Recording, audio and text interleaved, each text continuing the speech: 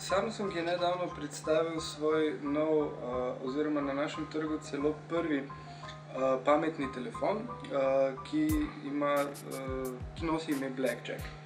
Ime, kot tudi sama oblika, nedvomno cilja na Blackberryje, kanadskega proizvajalca RIM. Saj tudi Blackjack ponuja celotno tipkovnico, vendar pa ima tudi nekaj dodatnih prednosti pred Blackberryjem. Tako ponuja povezovanje v omrežja HSDPA, vgrajen ima tudi WLAN, ponuja pa tudi videotelefonijo.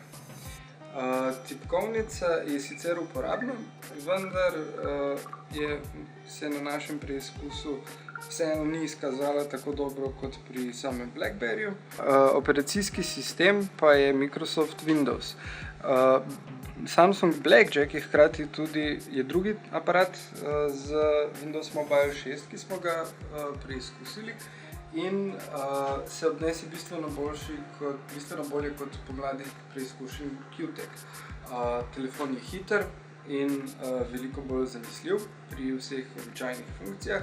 Je pa cena seveda temu primerna, saj je v naročniški akciji za aparat potrebno odšteti 360 in nekaj evrov.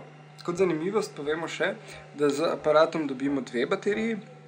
Trenutno vidite vstavljeno debelejšo baterijo, ki potem doda nekoliko, ki je dodan tudi drug pokrovček.